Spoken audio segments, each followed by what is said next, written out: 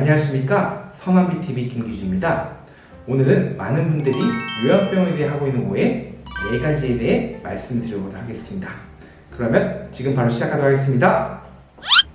먼저 1번, 요양병원에서 욕창을 방치한다, 그리고 묶어둔다라는 오해를 많이 하시는데요. 일반적으로 요양병원에서는 욕창 치료를 위해서 간병사님이 1차적으로는 체위 변경과 에어매트를 충분히 잘 켜놓고 식이를 잘 하실 수 있도록 먼저 돌보는 역할을 하고요. 그 다음 간호사님과 담당 의사 주치의님께서 회진이나 각종 이제 치료 술기 등을 통해서 욕창을 생긴 걸 예방하고 초기에 생긴 것을 최대한 치료할 수 있도록 많이 노력을 하십니다. 실제로 적정성 평가 항목에도 포함된 사항이어가지고요. 이에 대해서는 제가 알기로는 예전에 비해서는 욕창 치료도 높아지고 발생도 많이 낮아진 것으로 알고 있습니다. 그리고 실제적으로 욕창이 발생을 하게 되면 물론 발생 안 하도록 최대한 예방을 해야 하겠지만요. 경도 같은 경우에는 욕창이 생긴 부분에 소독을 하고 그리고 메디폼 등 직접적으로 바닥과 접촉하지 않도록 가능한 두꺼운 재질로 이제 덮어주고 체위 변경을 통해서 바닥에 닿지 않도록 하는 것이 1번 치료이고요. 그 다음으로 그쪽으로 염증이 생기거나 아니면은 죽은 조직이 발생하게 되면은 담당 주치의님이나 관련 욕창을 담당하시는 의사 선생님께서 염증을 제거하거나 아니면 죽은 조직을 제거하는 술기나 처치들을 주기적으로 시행을 하게 됩니다. 그걸 통해서 죽은 조직을 제거하고 새살이 돋아나서 욕창이 치료될 수 있도록 최대한 치료를 많이 하고 또한 영양도 같이 신경을 쓰게 됩니다. 그 다음으로 묶어둔다는 이야기도 있었는데요. 실제로 정부에서 요양병원에서 신체 보호대, 즉 묶어두는 기구를 포함한 것들을 미리 신고를 하도록 되어 있습니다. 그래서 신고가 되지 않은 신체 보호대를 사용하는 것은 불법으로 되어 있고요. 저희 병원 같은 경우뿐만 아니라 또 다른 요양병원도 그런 데도 있는 걸로 알고 있는데요. 저희 병원에서는 그 신체 보호대 중에 묶는 거는 하는 것은 금기로 되어 있습니다. 그래서 저희 병원에서는 아예 묶는 것 자체 금기이고 실제로 그런 요양병이 꽤 있는 걸로 알고 있으니 미리 입원 상담 전에 이게 묶는 게 가능한 병원인지 물어보시면 아마 그에 대해서 답을 드릴 수 있을 것 같습니다.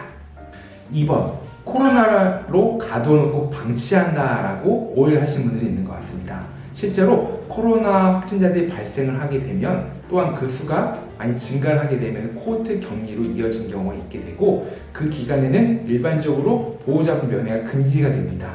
아마 이런 경우에 직접 보지 못하시다 보니 많이 오해를 하신 경우가 있는 것 같은데요. 아무래도 코로나 확진자가 있을 때에는 코로나 확진자에게 더 많은 의료력 자원과 그리고 그 의료진들의 관심과 시간 소모가 더 많아질 수밖에 없지만 그렇다고 해서 비확진자에 대해서 뭐 따로 방치하는 건 아니고요. 단지 이제 치료를 하되 감염이나 이런 데 조심을 하기 위해서 사중보대 설치하고 접촉을 평소보다는 좀 최소화하다 보니 아마 그렇게 또한 보호자분 입장에서는 이런 걸 옆에서 보시는 게 아니라 말씀만 듣다 보니까 더더욱 걱정하실 것 같은데요. 제가 보기엔 이런 거는 꾸준히 영상통화 같은 거를 환자분들과 주기적으로 뭐 자주 하실 수 있으시게 되면 이런 상황에서는 아무래도 보호자분들 걱정이 줄어들고 환자 입장에서도 염려나 걱정이 줄어지지 않을까 생각이 됩니다. 3번, 요양병원 들어오면 못 나온다 라는 오해들이 있는데요. 특히 어르신들이 그런 오해를 많이 하시는 것 같습니다.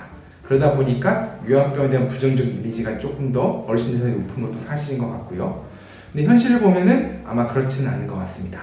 실제 저희 병원에서 작년 통계를 보니까 저희 병원 평균 요양병원 입원 기간은 110일가량으로 대략 3달에서 4달 정도 사이 평균 입원하신 걸로 나와 있거든요. 그 외에 댁으로 돌아가시거나 아니면은 요양원이나 다른 시설로 가시거나 아니면은 뭐 소수에서는 대학병원이나 아니면 다른 요양병원 가신 경우도 있었는데요. 아무래도 그렇게까지 오랫동안 입원만 하신 건 아닌 걸로 판단이 되고 있고요. 대신 환자분 상태가 안 좋아서 일상생활이 매우 어렵거나 그 누군가의 꾸준한 치료가 필요한 상황이 되시는 상황으로서 치료 요구도가 높거나 간병 요구도가 높으신 분들은 아무래도 좀 퇴원이 좀 어렵지 않을까 생각이 되고 그 외에 회복이 가능하신 분들은 최근 요양병원에서 얼마든지 치료 후 퇴원이 가능하신 걸로 알고 있습니다. 실제로 작년에 나온 요양병원 백서에 따르면 요양병원 평균 입원 기간이 최근 들어 점점 짧아져서 평균 6개월 정도로 줄어든 걸로 알고 있습니다. 4번입니다. 요양원과 차이는 없는데 가격만 비싸다는 오해도 있는데요. 실제로 요양원은 요양시설이고 요양병원은 병원의 일종으로서 간병과 의료가 동시에 이루어지는 곳입니다. 그러다 보니까 요양원에는 의사 선생님은 촉탁이 선생님이 한 달에 2번 정도 오시는 걸로 알고 있고요. 그리고 그 간호사분이 있는 비율이 제가 알기로는 20% 정도인 걸로 알고 있고, 대부분은 간호조무사님과 요양보호사분 그리고 그 외에 다른 이제 인력으로 구성되어 있는 경우를 알고 있습니다. 그러다 보니까 의료적 처치라든가 뭐 약물 변경, 산소 투여라든가 아니면 가래를 뺀다든가 아니면은 뭐 인공호흡기를 건다든가 각종 시술이나 술기나 아니면 주사를 놓거나 이런 것도 다 안 되고요. 요양병원에서는 이제 이런 여러 가지 의료 치료가 가능하고 매일 간호사 담당 주치의랑 간호사님 회진을 도시면서 상태를 보면서 치료를 하는 곳이라고 생각하시면 될 것 같습니다. 자세한 내용은 제가 이전에 촬영한 동영상이 있으니 참고해 주시면 감사하겠습니다.